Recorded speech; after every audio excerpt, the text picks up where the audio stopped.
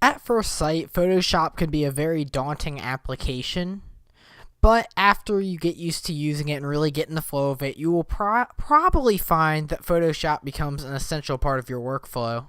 In this video, I'm pretty much going to go over the basics of Photoshop, getting started, why you may like Photoshop, and pretty much some of the most basic features and the layout of the application. So we'll start from the left going to the right. This is a essentials layout. This would be pretty much be a default layout in Photoshop you get. And this is the layout I use. It works well for me. So starting from the left, you have your tools pane here. You have your cursor. Your select cursors let you move around elements, resize elements. Your selecting tool. Your lasso. This lets you pretty much make custom size selections. Like if I just want to select a small detail. Let's just say we're doing a content aware fill. Okay, we'll clear this first. And this is one feature in Photoshop that is a very pro feature, even though it's also a very easy feature to use. Let's just say we can select this one detail right here. We don't want that trademark symbol there. We can right click, go to fill. We can select content aware from the use box, press OK. And that trademark symbol is gone like it's never even there. This is a fairly simple feature to use and one that's also very valuable. Content aware is not perfect, but it's a wonderful feature to have at your fingertips and is often quite accurate most of the time. In very tricky situations, it may be better to use something like the clone stamp to get rid of small details, but we'll get more into that in a second. You have your magic wand. This lets you select various elements in the image. Now, for images like this that are very dynamic, have a lot going on, a lot of different colors, it doesn't work well. But in very simple images, or for selecting very small details, it can work fine. Like if we want to select the white in this letter, it may take a few selections, but we can usually select a certain part of this letter pretty easily with the magic wand tool. Although, I would much more, for an image like this, I would recommend using the magnetic lasso tool, which you can use by holding this down and selecting from where the lasso is. And these are all your basic selection features. So let's say we wanted to select this D. We can just select it like that. And then I will do an exclusion, so I'll press this so I can deselect the middle. And if we wanted to change the color of this or do various things, we could delete it, move it around, even though there's not really much of a point in moving it around. In this type of image, we could do that. We're not going to do that. Going down the list, you have your crop tool, your eyedropper that lets you select a color in the image, like if we want to get that certain color tone, that green or red, or that yellow. Any tone in the image pretty much we can select using this tool. We have our healing brush tool. We have our basic paintbrush tool. This is a very simple tool. Often comes in handy, but again, it's pretty much just painting in one color, like so. Oh, right now I have an overlay mode. We have our clone stamp tool. This is another tool you can use for touching up. I'll show you a similar way. If you press and hold Alt, this will let you select the source. This is another way we can clear details out, but this is often very effective in certain situations where your content aware fill may not work so well. In other situations, it's just much more tedious, but it all depends on what application you're using. And what I mean by application is what type of thing you're working with. You have your history brush tool, eraser. This lets you erase details in the image. As you can see here, you have your you have your fill tool, your bucket tool. This doesn't really work too well in images like this. It all depends what you're doing. In general, I usually stay away from this tool just because I don't really need the paint bucket tool for much. You have your blur tool, and if you press and hold, you also have a sharpen and a smudge tool. I'll show you what this can do. It basically just moves things around. It's sort of like a smudge, like if you were smudging your finger across a physical medium. Same sort of effect you can see here. Blur tool. It just makes details more blurry. This isn't really a very high strength tool. You have to use it quite a bit for it to start showing its application. But if you keep rubbing it across, it'll sort of work. It's not really a very high strength tool. There are much better ways to blur in Photoshop. But as you can see, there was a little bit of an effect there. Not much. You have your dodge tool and burn and sponge. You have your pen tool. This is also useful for selecting different things. This may be good for selecting something like this W. It's sort of more of a manual way, and this also works good for other applications. There are applications where the pen tool does not work quite as well. You have your text tool. This basically lets you put in text. Very basic tool, often comes in handy, especially for making YouTube thumbnails. You have your path selection tool. You have your shapes tool. These allow you to make basic shapes like circles, whatnot. And usually these come in handy when you're using the pen tool. Very basic tool. And that's pretty much it in this pane. You have your object rotate, camera rotate, hand tool, and zoom. I don't find myself using these much, but all the pins.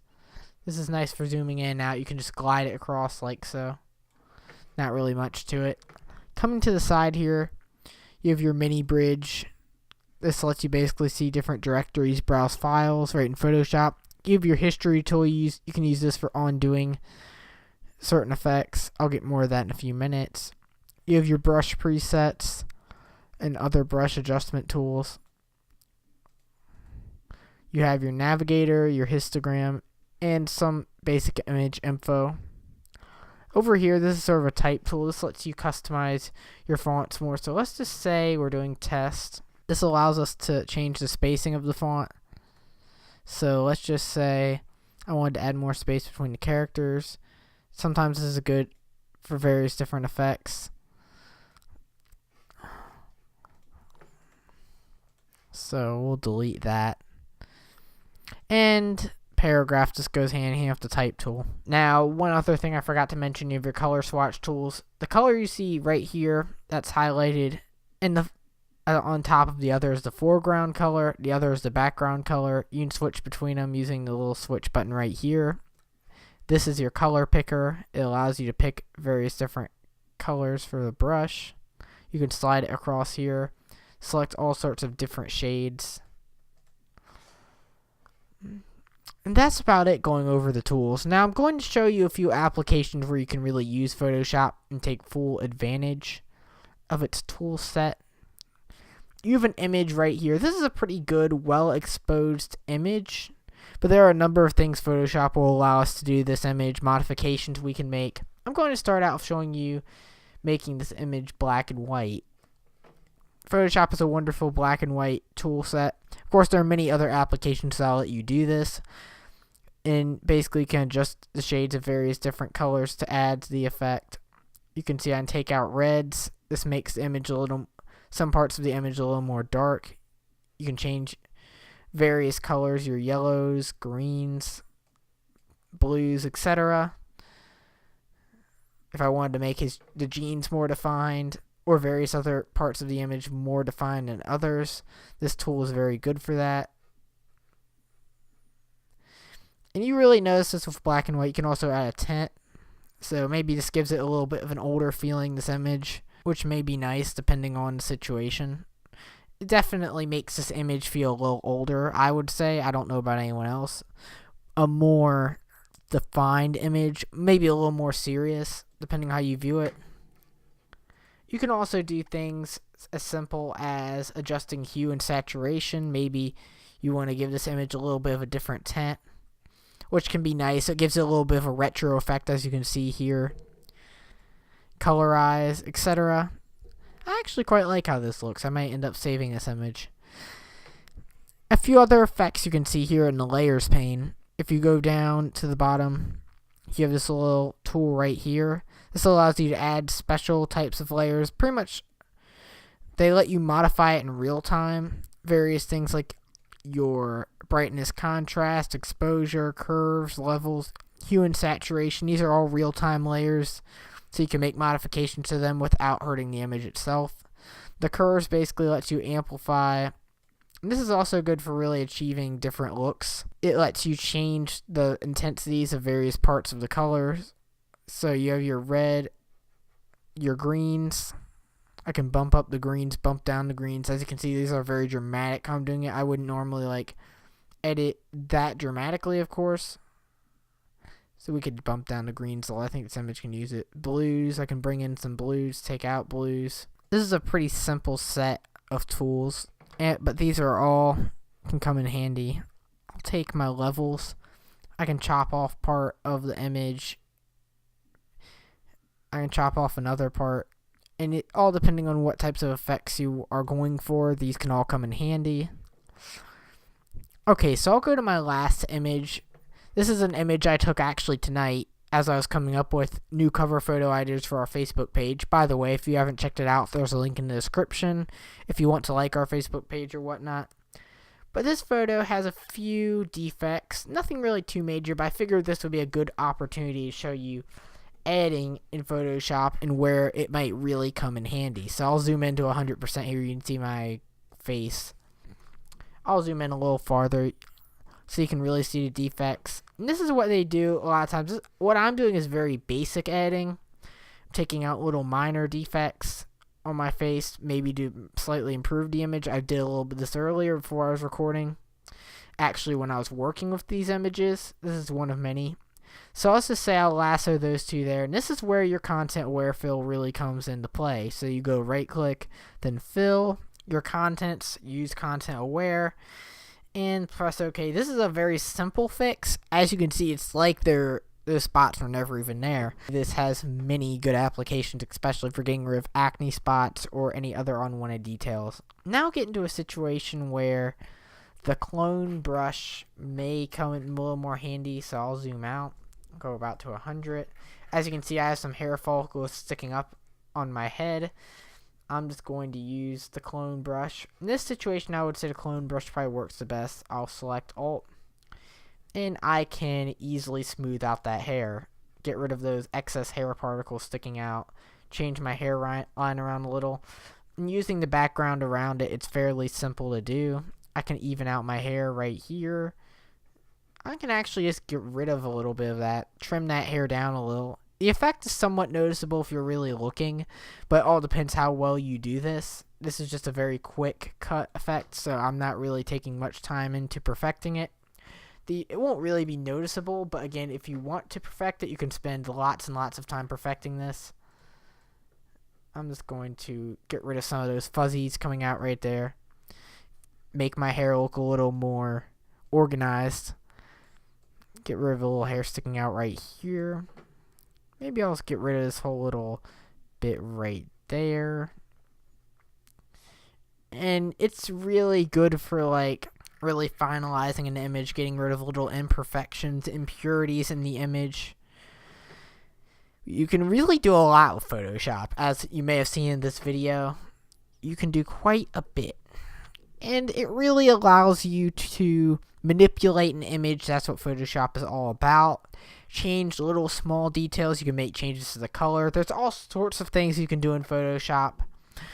And this is just very touching the edge of what you can do with Photoshop. Photoshop is a very advanced application. It has a lot of features. That's why it's so expensive. It's an application that's been used for a number of years in photography, in fashion. There's all sorts of applications, graphic design in some cases, even though I'd say for the most part, for making logos or whatnot, people would use something like Illustrator, but Photoshop still has applications in graphic design. There are quite a number of areas that Photoshop applies to well, and there are quite a number of things Photoshop can do. If these three images didn't hit the ballpark for the applications that where Photoshop really comes in handy, I do not know what will. But I hope that you at least got some benefit from this video. Thanks for watching, everyone. If you liked this video, be sure to leave a thumbs up and subscribe for more like it. I'm curious to hear your thoughts. Be sure to leave your thoughts in the comments below on what you thought of this video, what you thought of my Photoshop skills, I guess you could say.